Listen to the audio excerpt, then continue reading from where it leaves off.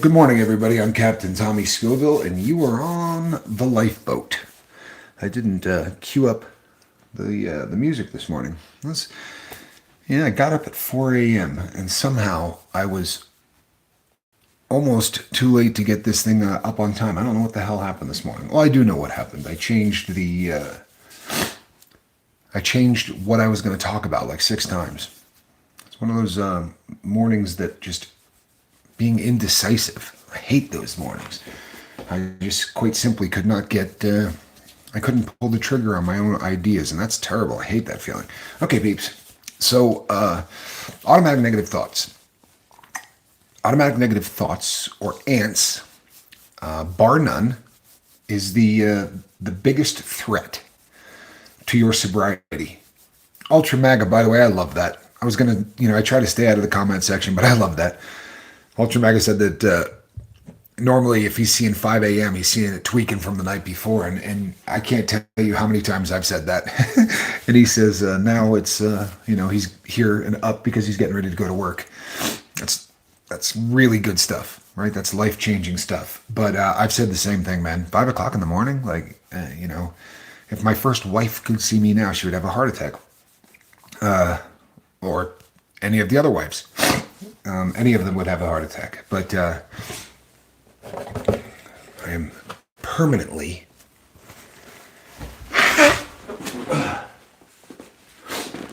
it's really frustrating with the whole nose thing. All right. So, automatic negative thoughts.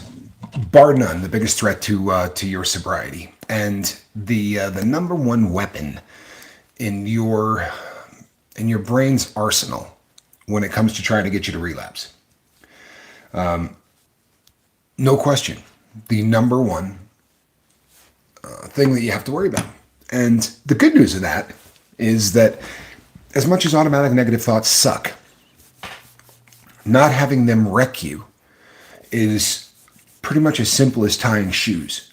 And by that I mean, once you get it down, when was the last time you actually thought about tying a shoe? You sit down and you can talk to someone and you can look at somebody. You don't look at what you're doing. It's just that, right? It becomes so ingrained in such a part of who we are that we don't even have to consciously think about it, right? The exact same thing can happen with getting rid of automatic negative thoughts. And I take it for granted, I think, because, hey, ZW, I think I take it for granted because I've spent quite a bit of time working on this stuff. And I don't just mean working on my sobriety, but after about the second year of being sober, everything that I worked on, I kind of worked on not just to stay sober, but there was always in the back of my mind how would I explain this to somebody, or how would I articulate this? Because I was always concerned with that, because I knew that this is probably where I was going to be. So the automatic negative thoughts. Sorry, my cat just showed up and she's already in one of those modes. So the automatic negative thoughts, if you can learn to replace them, we've talked about this 1,000 times. The only way that you get rid of an automatic negative thought, is to replace it with a different kind of thought. Right? They're gonna run wild on you because your brain is not your friend, especially in the beginning. Those thoughts that make you feel like you're worthless and disgusting, and you don't have the ability to stay sober, and it just keeps shooting down every great thought you have. Once you learn to put those at bay, you're not going to have to learn 50 methods or 60 methods. I used to hate the term "go to your happy place." It made me want to punch people in the face. I know that's not a nice thing to say, but I was never a big fan of any of that sort of new age babble, psycho babble that you hear all the time when people start talking about staying sober or being happy or any of that stuff. I really just couldn't stand the term "go to your happy place." But really, that's what it is. In order to replace a thought, you need another one. And if you're trying to come up with those thoughts on the fly, then you're literally fighting. You're literally trying to replace something with another thought that you hope will take roots. You hope it's a strong enough thought to push out an automatic negative thought, an ant. The first time that you come across something and you begin to think about it and it clears your brain of everything else, that's your your happy thought, right? Lock that in. Get good at recalling that happy thought. And the more details that you can get about it, the better off that you're going to be. You know, not just oh, well, my happy place is a field, right? Okay, well, I mean, if that's really where you're going, that's great, but that's a visual image. Let me give you a couple of examples of what I'm talking about. We joked the other day about Alice in Wonderland being my happy place. And I'm a fan of that book. And, you know, a couple of people actually reached out and said, you know, I didn't mean to offend you. Holy goodness, people. If my sense of humor is not coming across, then I'm going to have to double back or get better at this, because I love that book. I have literally hundreds and hundreds of copies of it. I have, my left arm is completely tattooed out to Alice in Wonderland. I'm a big, huge fan, right? Very, very into it. But it's not more important than anybody on the boat. So if I was clowning on you for not liking Alice, I assure you I was clowning on you. It wasn't anything serious. So now let me give you an example of how I can root out automatic negative thoughts. When my children were born, both of them, I was on drugs. And I mean wildly on drugs. When Spanx Calhoun was born, I went and picked up his uncles who were kids. I think they were still in high school. And we picked them up to go see, their new nephew. And on the way, I stopped by at a bar. I remember going in and the bartender saying to me, "What's this kid, like 12?" And I said, no, he's a teenager. And he said, "He can't be in here." I said, "His sister's giving birth this morning." To make a long story short, by the time we got there, the three of us were drunk, and I was certainly hopped up on, well, I know I had done some blow, and I had definitely smoked some weed. I don't know all the drugs I did that day, but there was a ton of them. But and when my daughter was born, I was doing fent, actually, medical fent, but I was pulling it out of epidural bags, stealing it from the hospital because I was that kind of a nice person. But in both cases, I have never sobered up faster. When they brought Spanx in, I take umbrage with people that say to me, "I just want you to know that, children don't see anything. Their eyes might be open, but their brain isn't processing any of that. Your child didn't see you," right? Because after Spanx was born, I would say, if you could have seen the way that kid and I locked eyes, and there were people in the room, a lot of them, who all sort of freaked out because there was just this, like, the two of us sort of just laser focused on one another, and it didn't seem either of us could break away from the gaze. Perhaps he wasn't seeing anything, and perhaps everybody who says that is absolutely spot on. You couldn't convince me of that. Not that day, and not now. But even if that's the case, I have no problem reliving that.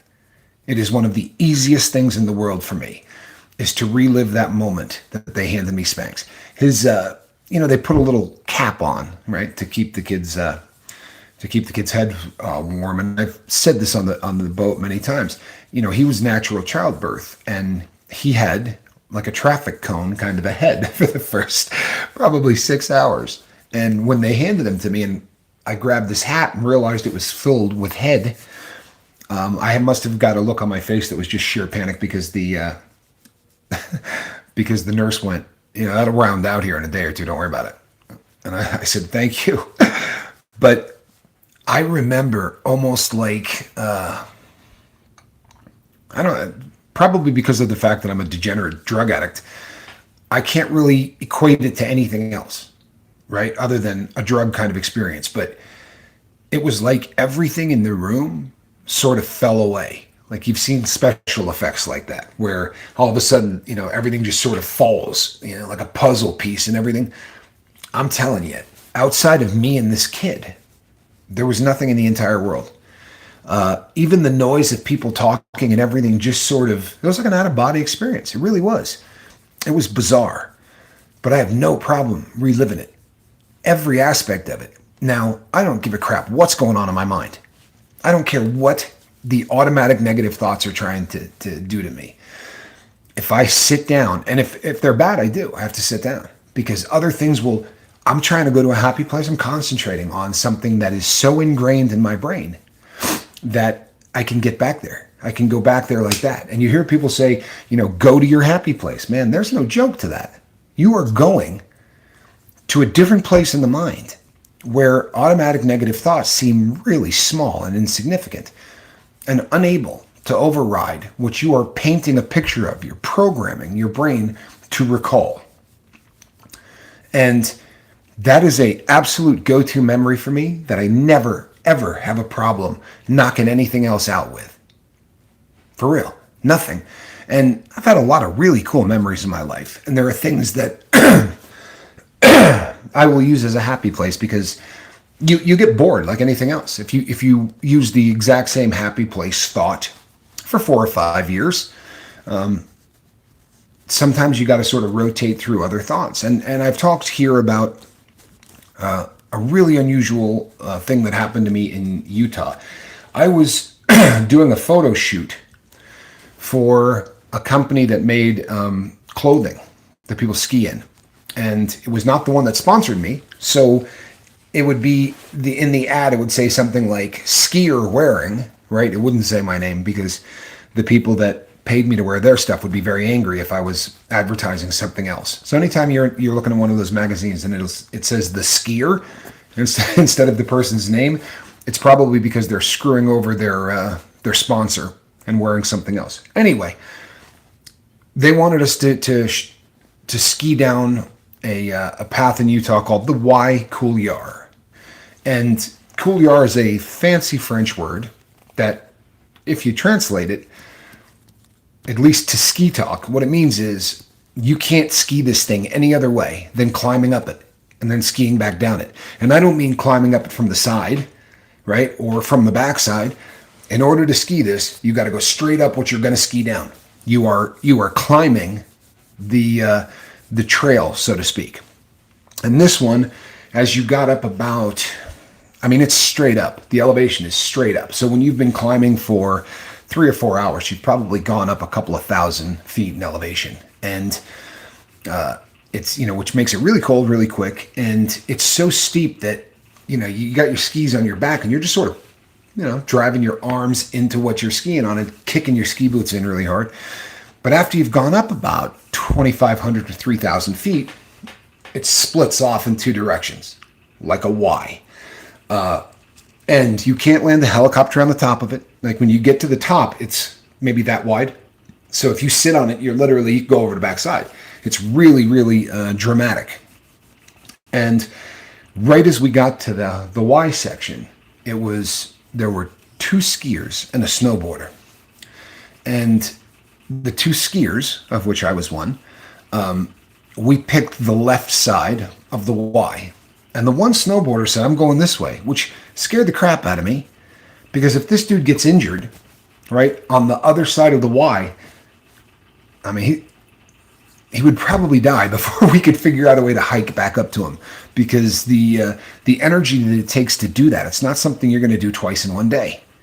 And you couldn't get a helicopter to him. It's kind of a dangerous place to be. But we started hiking in the middle of the night. And I am not exaggerating, people, when I say that we started hiking in the middle of the night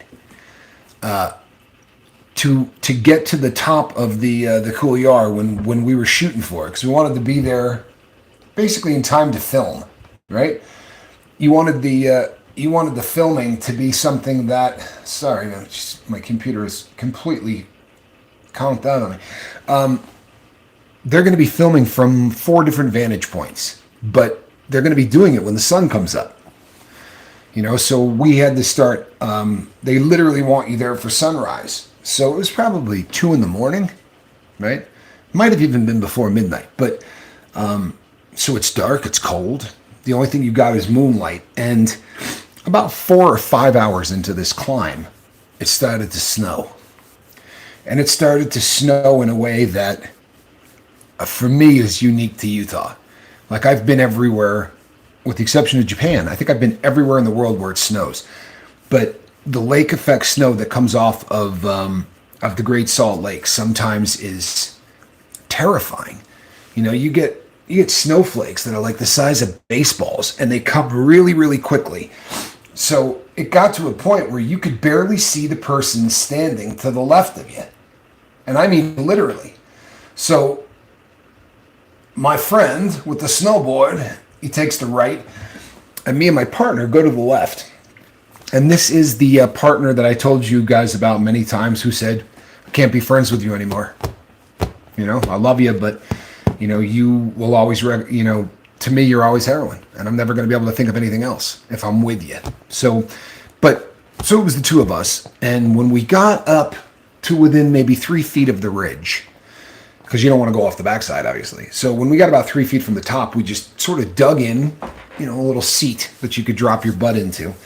And because we're degenerates, I wanted to get a little dope into my system, because I had been climbing long enough where I was going to start getting sick if I didn't get some stuff in.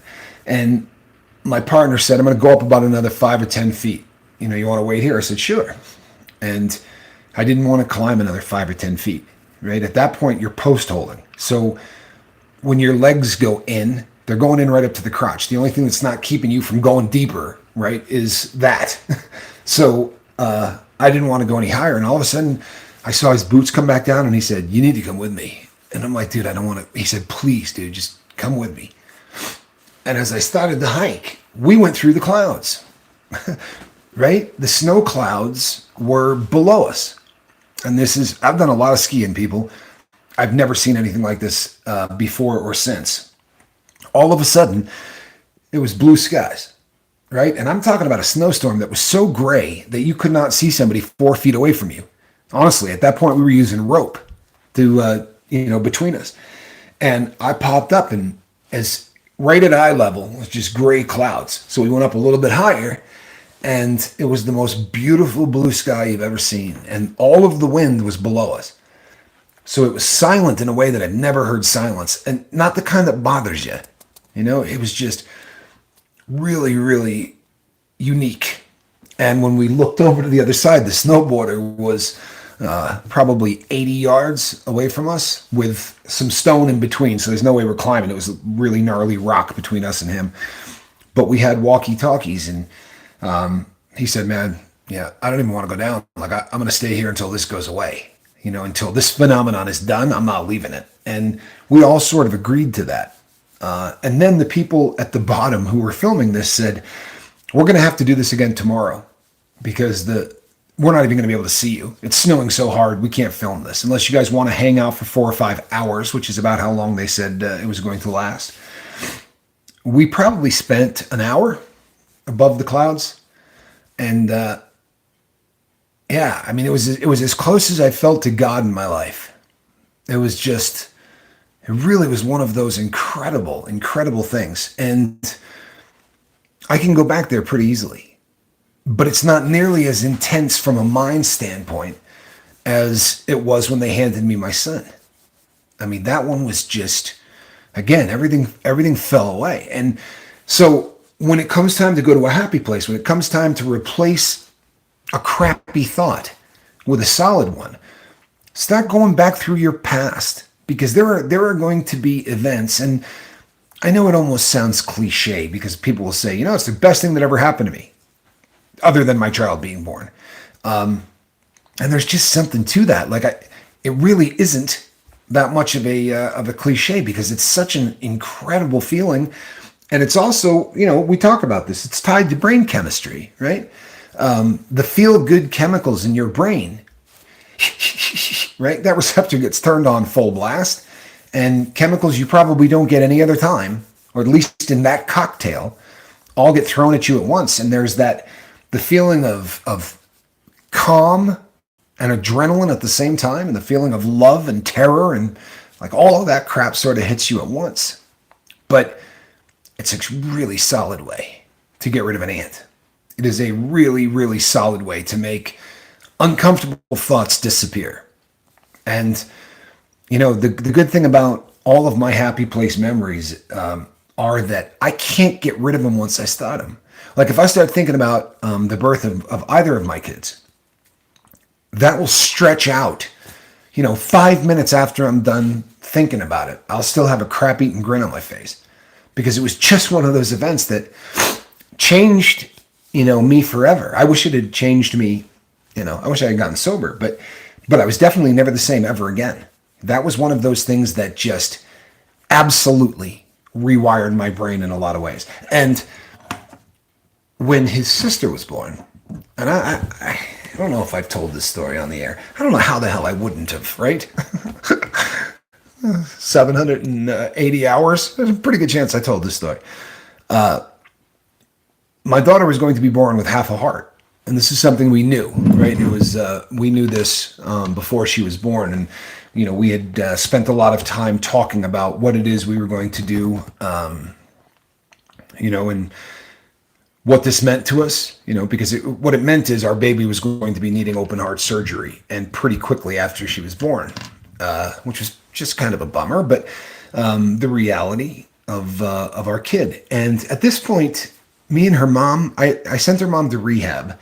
So we were estranged. Like we weren't really necessarily pissed off at one another, but I think we both knew it wasn't going to end up lasting. And, at that point we had been together a long time, 14, 15 years, something like that. And so the day of the surgery, the day of the birth, the surgical team comes in. So there's a doctor and there's another doctor who does something completely different. He's a cardiologist for pediatrics. And the doctor said, you need to know what's going to happen so that you don't freak out while we're in there. And we said, sure, knock it out.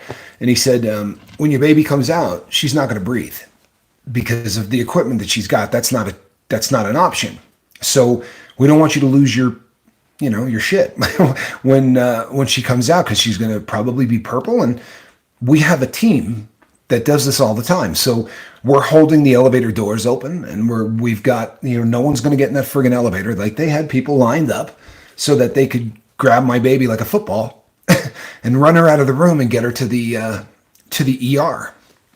And it's kind of a heavy conversation, you know what I mean? And at the time I was pretty hopped up on fentanyl, but still really a heavy conversation. And just the reality. This was what it was going to be. And then the time came, and we weren't going to do the birth the way we did with Spanx, because if the child's not going to be breathing, you don't want her to take 45 minutes to deliver, right? We need to get her to hell on the oxygen and some other kind of fast.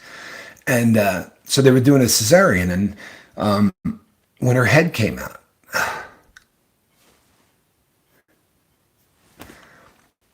she let loose a scream that was just the most beautiful sound that I had ever heard. And all of the people in the room just had that look of shock, because this couldn't happen, right? She didn't have the equipment to do what she was doing. And I remember having a really long conversation with the doctor afterwards. And I said, can you explain to me why that went down the way it did? And he went, no, I can't. No. He said, I've done a lot of these, and that just doesn't happen. And the level of chemical that this released into my brain, I have never equaled. Nothing else in my life was ever that intense. And I've jumped out of airplanes. I've done a lot of really stupid shit in my life, but that was a chemical cocktail that was like nothing else. It was like nothing else that I've ever, been a part of, and really cemented the whole God thing with me too. I spent an awful lot of time on my face, for the next 3 or 4 days. And I mean, literally, when people used to say, I got on my knees to pray or whatever, I kind of thought that they were nuts.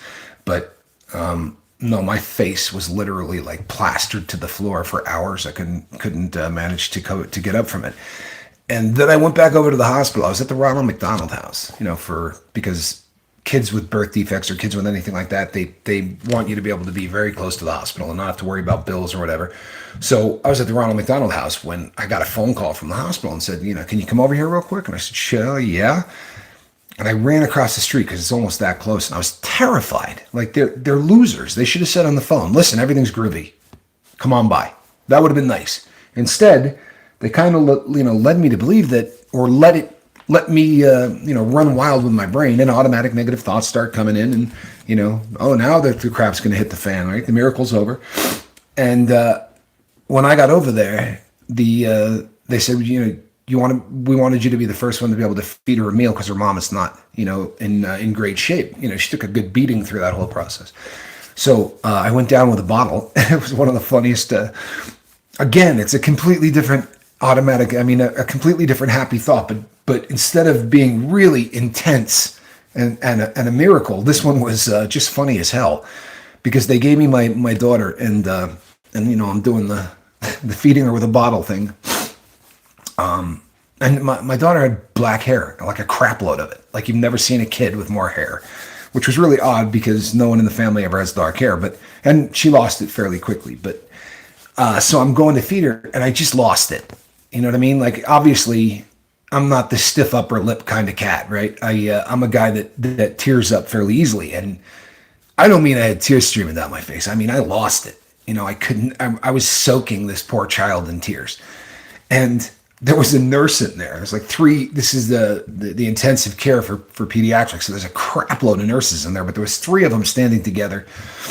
And above the sobbing, right?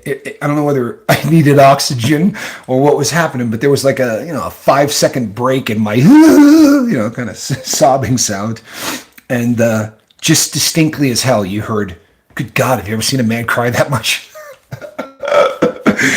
Have you ever seen a man cry that much? And I looked up, right? And the woman looked at me and she went, "Oh, I'm so sorry." I go, "No, you're good. You're good." But it was just the comic relief, I think, to all parties involved. It was just one of those things that just floored me. So when they yanked that kid away from me and told me that I was never going to be able to see her again, it was just my favorite excuse. I'm not saying that it's not a real legitimate reason to get wasted. Because if you're going to pick a legitimate reason to get wasted, and there aren't any, but if you're going to pick one, that's probably a pretty decent one. But that was the start of all things really messed up. Like when that happened, I thought, you know what? I'm just going to rob banks and do dope. Like that's really where my head went. And I kind of got to this. I mean, literally, I don't care. Shortly thereafter, there were times where, I might do a bank on Friday and then one on Saturday, or do one on Thursday and do one on, the following Monday. Like I went into full jackass mode and spent 5 or 6 years in full jackass mode. It's somewhat amazing that I'm not dead, truthfully. And another one of the reasons I do this, because, you come to the realization after a while that, if you're a person that believes in a higher power, and I most assuredly am, that, man, there's got to be a reason I didn't get snuffed. You know what I mean? There's got to be a reason that they didn't kill me, because I assure you, when they come to get me, they really wanted to shoot me. It was one of those situations where they would have been real happy to take me out. Like every person there was, you see in movies, and the fingers along the side of the trigger guard. No. There were no fingers laying aside trigger guards that day. Everybody there had a finger on the trigger, and all of them wanted me to sneeze, look up, do anything. Sadly, the way that whole process went down is they had been pulling me in for interrogations and all kinds of stuff. They were convinced I was a bank robber for probably, 2 months or 3 months before they finally arrested me. So I went in so many times, first without a lawyer and then with a lawyer. So by the time these people arrested me, I knew most of them pretty well. And they would have been very happy to finish the job there instead of in court. But the realization that, I'm supposed to do something, that really kind of struck me. There's definitely something I should be doing. And And I'm very happy with this as the life's mission. I really am. So the automatic negative thoughts, they slap the hell out of virtually everybody in the recovery game. If you're trying to get sober, automatic negative thoughts will be your number one enemy. Plain and simple. They'll be your number one enemy. And today I'll get an email from someone who'll say, you know what, it's guilt. And how do you think the guilt gets driven home?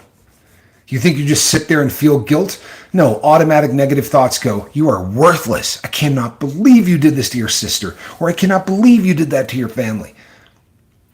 Anything that's hurting you when you're trying to get sober, the delivery method is an automatic negative thought. Make sense? If no matter what sucks, man, I just was such a bad husband. How do you think you're going to figure that out?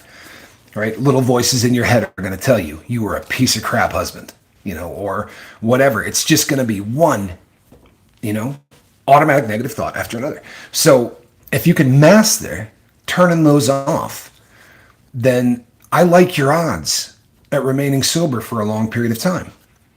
This is your number one. This is your number one assignment. And, there's a reason I shared both of those stories with you, or three of them, I guess, right? Spanx and my daughter being two and the skiing. You may have noticed that they're really intense for me.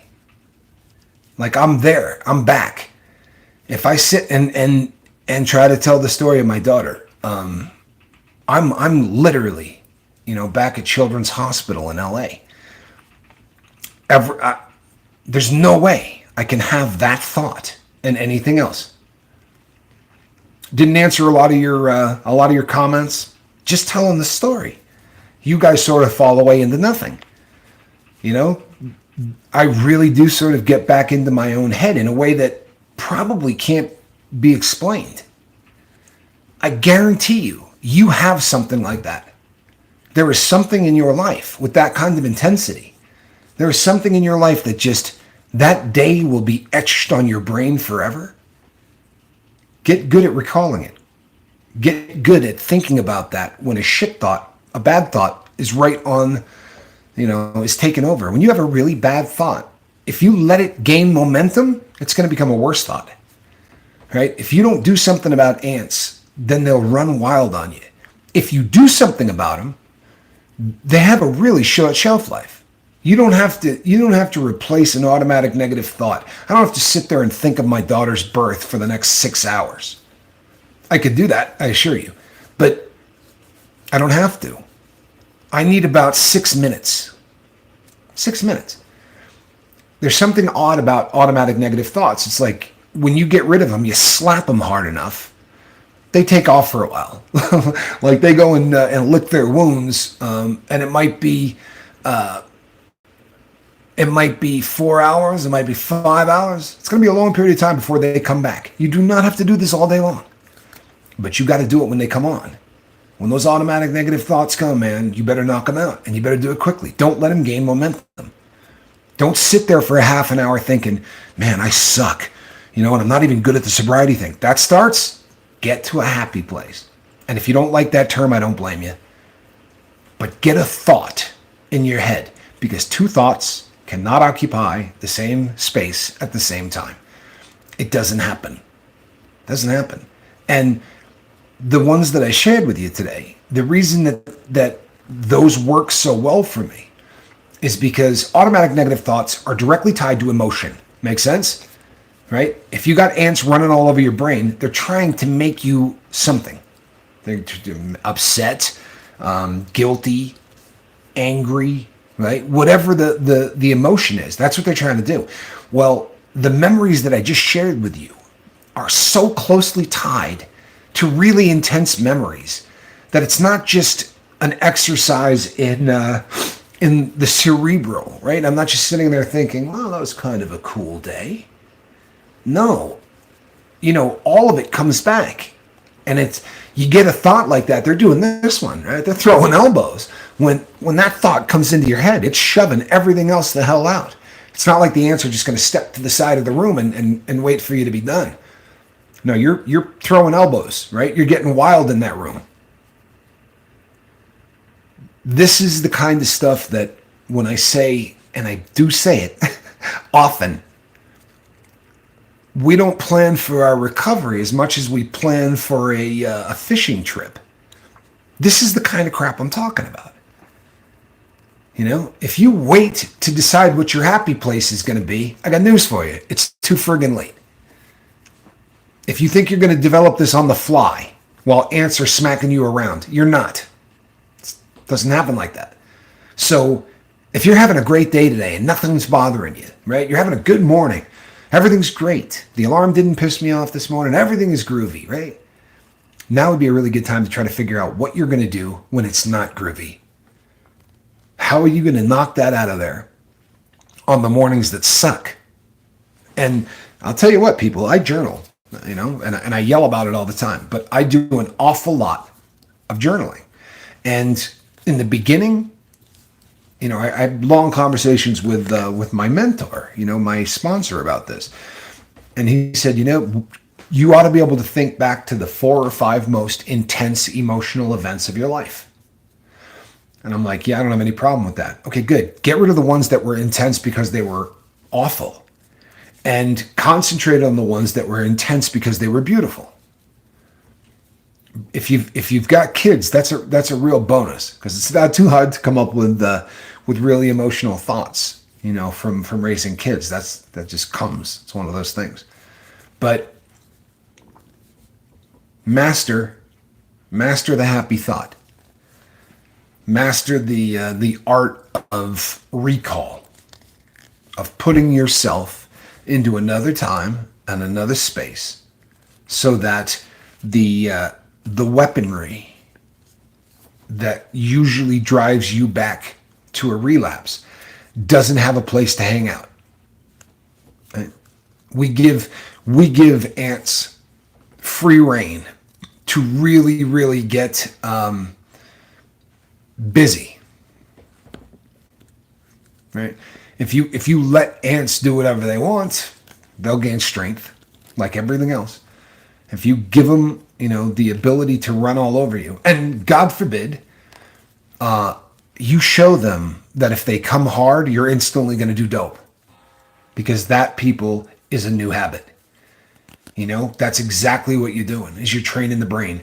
The brain goes, okay, the host is really uncomfortable. The heart rate's going faster, right? The brain's going, none of this is good. This is all bad. So we need to calm the host down. Dope does that. So let's do everything we can to get the host body, to go smoke some heroin, to go drink a fifth. It's literally like training a dog, to fetch something and bring it back. There's positive reinforcement. There's negative reinforcement. You're doing this to your own brain. Like, whether you get it or not, you do it. People, I don't do that. Oh, trust me, you do. There was a time somewhere in your past where you thought, man, I'm worthless. I can't stand myself. How did this happen? And then you're like, smoke something? And that went away. That's all it takes, right? That's the very first line. And it is a line. You understand the principle that when inside your brain you're laying a cable, right? From one neurotransmitter to the other, you're just laying a cable. And the more times you do that and lay it and lay it and lay it, it just gets bigger and bigger and bigger. That's the imprinted, no BS, you just created a habit in your brain. And this kind of stuff has been studied. You can go and read on it. The Robbins Institute did some pretty crazy experiments with this. But anything you do, and you do it repetitively, you're going to lay a new line. And those new lines just become a rope because you're doing the same thing over and over again. And this is why you see, athletes, professional athletes, you see Tiger Woods in his heyday swing a golf club. And if you've ever played that game, there was a funny book once that was called The 480 Most Important Things to Remember at the Moment of Impact. Right? You do anything in that game. Your toe goes out this way. Your toe goes in this way. Your elbow flies. Anything you do is going to affect the flight of that ball. And to watch somebody who's just memory recall, just does the exact same thing. That man must have done that swing 5 million times. There's really nothing different. Michael Jordan doing a three-pointer, or anybody amazing at what they do. You need to do the exact same thing. You need to be able to, at the drop of a hat, clear the BS out of your brain and put something positive in it. You don't have to sit there and focus on that positive thought all day long. In 5 minutes, clear out the BS. This will make the odds of you relapsing are going to go down dramatically. And come up with a better name. I don't like the happy place thing either. It always kind of sounded stupid to me, but happy thoughts, whatever. How about ant spray? Right? It's the raid of your brain. Take out some ants. That I almost like the raid thing better. Let's see who's in the comment section. Scooby, Johnny Law, good to see you. I've been trying to quit smoking for months now. Johnny, that's not an easy one. And you know what, people? It's perfect time for a great illustration. You know why quitting smoking and doing stuff like this is such a bitch? So get back to the concept I was just talking about, where you're laying a cable and you're doing it over and over and over again. Right? Everything you do with smokes, you take that thing out and it goes into your mouth. It's not like every time you pick a smoke out of your pack, you put it into your mouth and light it differently. Not any chance. You do the exact same thing every single time. And you know something? Before you put the flame to the end of the cigarette, your brain is already giving you feel-good chemicals. It's rewarding you for what you're about to do, because you're going to make the host body multiply its baseline of dopamine by 2.5 times. Right? That's going to calm down the host. And that's really what they want to do, what they want to happen. Nicotine, let me see what she said. Nicotine is said to be harder than heroin. And you know what? There are people who argue this. Let me explain to you why they say that.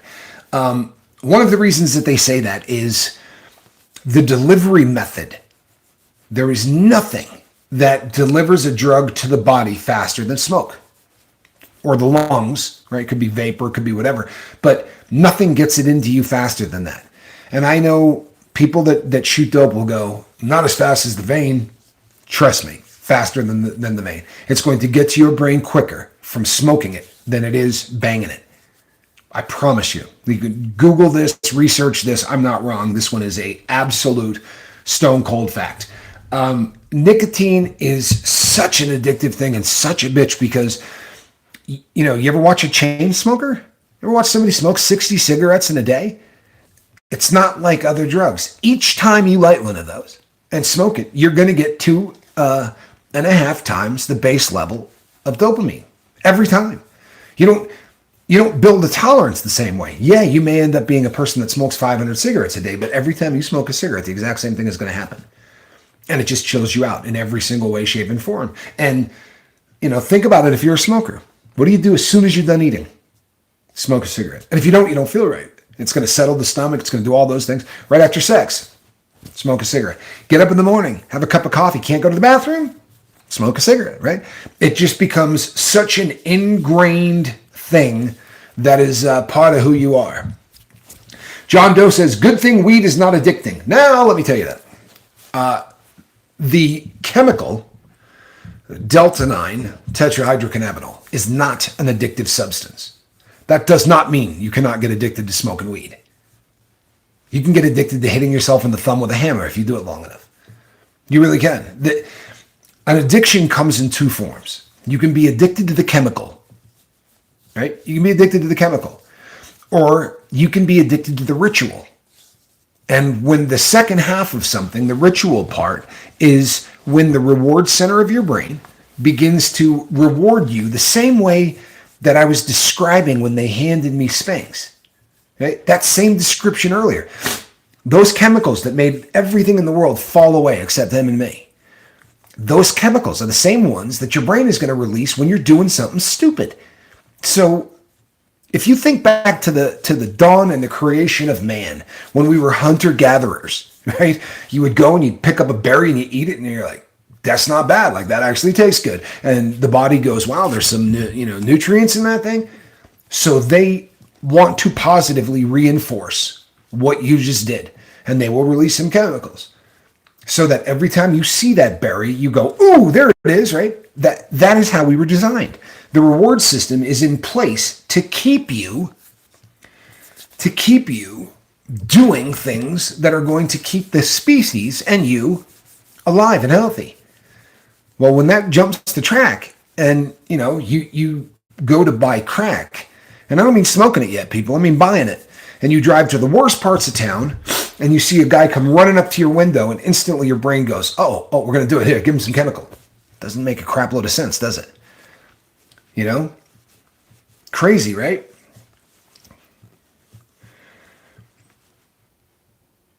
I swim in it. It's a medicine. I'm dependent on it, but if taken away, there would probably be problems for a while. Here's the deal, people. And this is great advice across the board. Great advice across the board. I'm not anti-drug. People have a problem with this concept. I'm not anti-drug. I personally can't do any of them. But that's me. Okay? There are people out there for whom drugs are fun. There are people out there for whom drugs are not a problem. And there are people out there who smoke weed and it's not an issue in their life. So you're never going to hear me tell those people to quit, right? Or give them any crap for smoking it. I'm not going to give anybody any crap for doing any drugs. That's not my pay grade. I just want to help you quit if it's become an issue in your life. So very often, in the best of intentions, people can really ruffle feathers of people they care about by judging someone for the substance that they do. And I'm not suggesting anybody just did this, by the way, but I've seen it happen in the comments section many times.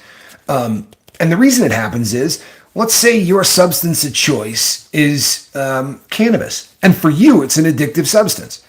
Well, then it bums you out if there's somebody that can do it and you can't. Subtract, get rid of weed and put your drug of choice there. If your drug of choice was coke and there was somebody that just did it easily and they said, yeah, you know what, blow really keeps me on track, you'd be like, what? However, blow is a very hard drug and it will make you hit rock bottom. Cannabis is not a hard drug. I don't care how you want to paint that picture. It's not. It's just not a hard drug.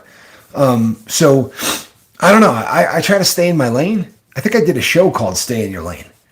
If I didn't, I'd be really surprised. if I think I did. Anybody been on a boat a long time? Do you remember me doing something called Stay in Your Lane? I do think cannabis can keep one healthy, maybe. You know what? Look, cannabis for some people is just amazing. Steve Jobs was a guy that did not have a problem in any way, shape, or form with cannabis, right?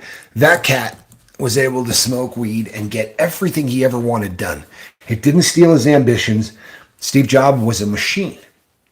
One of the great businessmen and one of the slickest guys when it comes to marketing and inventions and all that stuff on the planet. It absolutely enhanced his life and it made it better. For every Steve Jobs, there are a couple of thousand people living in grandma's basement and playing video games at 55 years of age. It just really depends. And Tommy Bird says, I think I remember a Stay in Your Lane, Captain. Thank you. I really, really appreciate that. M. Hunt says, cannabis ruined a friend of mine. It turned him into the laziest piece of stuff until he just faded out of my life. That is one of the biggest risks of that substance, is that it will make you, just sort of do nothing. When pot smokers hit that phase, they dream great dreams and then do nothing about it. They always have a business they're about to start that's just such a great idea. Because it does fire certain parts of the brain that can make some people very creative. However, it may steal their ambition once they become creative, and it's different with every person. Scooby says, marijuana is nature. Nature helps me. Scoob, there is something to that, right? The trouble is, There's a lot of drugs that come from nature. Not all of them are good, right? My drug of choice came from a flower, and it's pretty heinous stuff. However, your flower, I don't really have a problem with. Smoking makes me more creative if I'm working on art, but it will also make me lazy if I smoke it every day. Okay, CK. I don't doubt that for a second, Scoob. I mean, CBD is great if it doesn't get you high. You know, there's a lot of science to back that up, right? The CBD is doing really cool stuff for a lot of people. And it did really great stuff for my dad at the end, which is just ironic to me. But my dad was taking a crap load of it at the end of his life. And it really, he was a much happier person. It took away a lot of his pain. And I just thank God that he did it. I really do. I've been told many times I should smoke weed for my anxiety and other issues. I think it has a lot of medicinal purposes. I don't think there's anything wrong with it as long as you're not abusing it. You know what, ZW? I swear to God, I could probably apply that to everything. For real. You know, the number of people who I know who do drugs and don't have a problem with it, it's astounding. And it's been multiplied by 100 because I do this channel. You know, if you're a person out there and you like doing and you eat pain pills and you do it like 3 or 4 times a month, you never do it 2 days in a row, and it's not because you have pain, it's completely recreational, you're gonna reach out and tell me about it.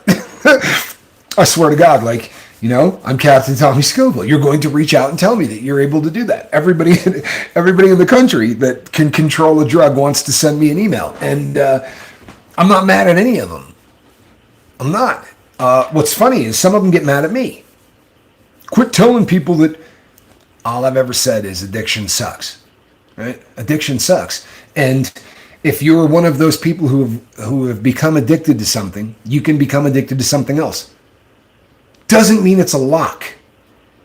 I promise you, I would have to really try to get addicted to alcohol. Like, I would have to work at it because I just don't really love the buzz. You know what I mean? It's never been something that I really enjoy. But I know that there are anything that doesn't have a hangover, anything that gets into your system faster than 15 minutes. It's just completely, Anyway, anything that I can get into my system quickly, anything that can change my mood like that, I'm in trouble. I get addicted to it, I promise you. My puppy needs CBD. Well, then get some CBD for your puppy. Come on, John. Hook that doggy up.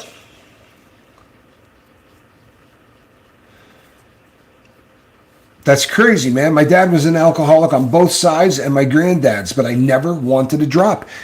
Just kind of, it's kind of odd and funny how those things go. Sometimes they skip generations. Sometimes just all together. You know, I know some stories. Again, Captain Tommy. The number of people who send me emails just to tell me that literally every single person in their family, going back to the Mayflower, were all people that abused whatever, alcohol, opiates, pick the poison. But they do it and they've never become addicted to it. They don't have a problem with it. They'll do it 2 or 3 days and then not do it again for a month. And then they might do it for a week and not do it again for a year.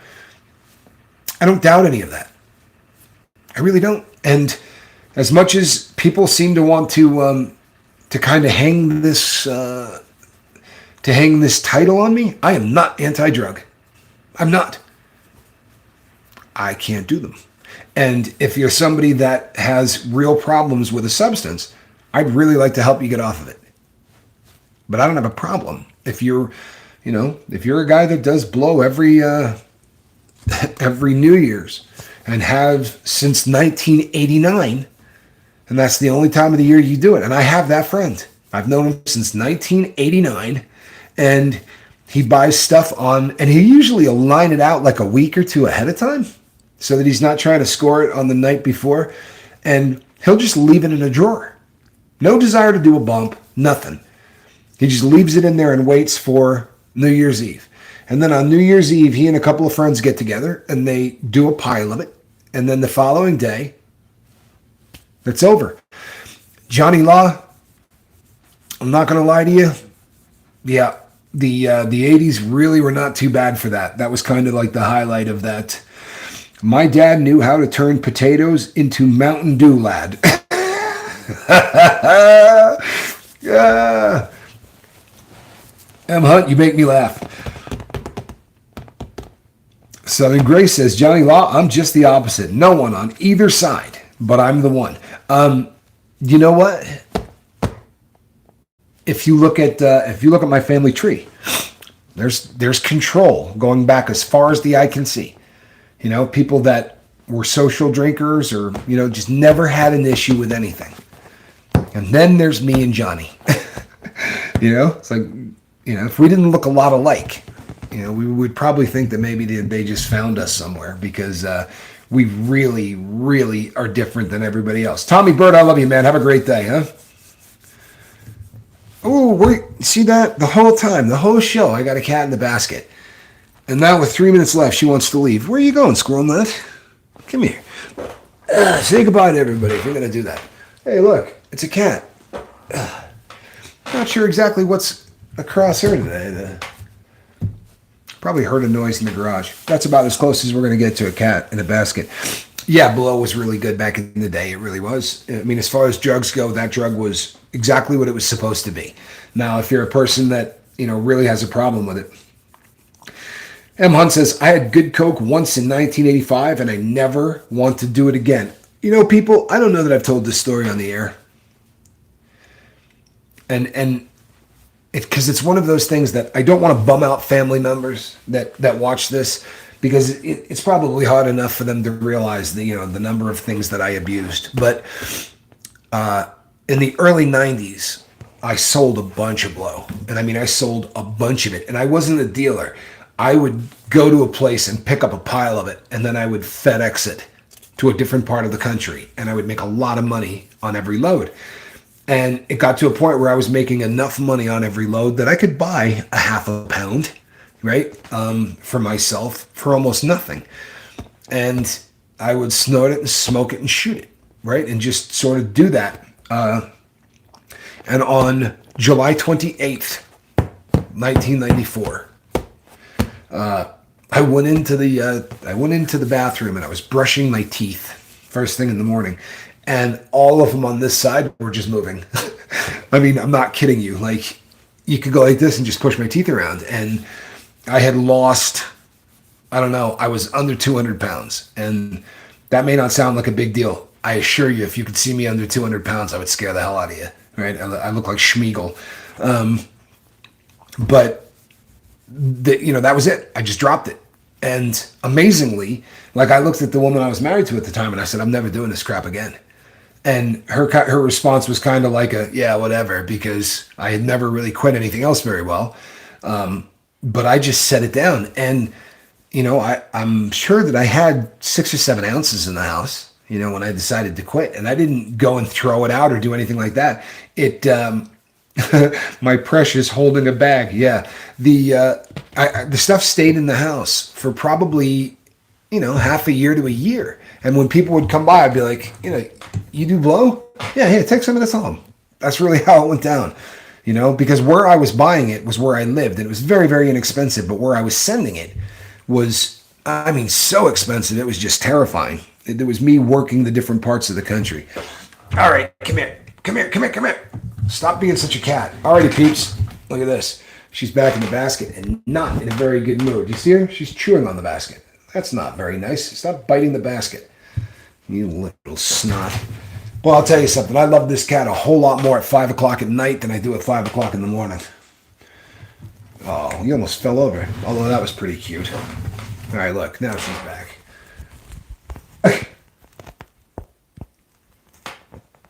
That's my nut job, see her? Think she's normal. She is not normal. That's an insane cat in a basket. She's attacking her own tail and my thumb. Alrighty, peeps. I am going to go and wrestle with that feline for the rest of the day. Love you, Captain and crew. Be good and be bigger than your poisons. That's a pretty cool thing to say, M. Hunt. I like that. Be bigger than your poisons. I like that. People, I really hope this sunk in, because this is one of those shows that I'm not trying to pat myself on the back, but this is it. If you can master the replacement of a bad thought with a different thought, this becomes really easy. I'm not kidding. It becomes really easy. I mean, you're going to have bad days, and everybody does. And they won't be automatic negative thoughts bad days. They will just be days that suck. There are days that things happen that just suck, right? Flat tires. You don't need automatic negative thoughts to get in a car wreck and know that that makes a bad day. But on the days that all you got to worry about are ants, and that happens a lot, the techniques that we talked about today, no joke, will get you through. I'm not kidding. Alrighty, everybody. I'm not going to be here at 5 o'clock. I'm going to be with my daughter. But there will be a show. So tune in at 5 o'clock for the lifeboat. And between now and then, reach out and try to save somebody. All right? And I will see you 23 hours from right now. All right? And that's a cat in the basket. Have a good day, everybody. We love you.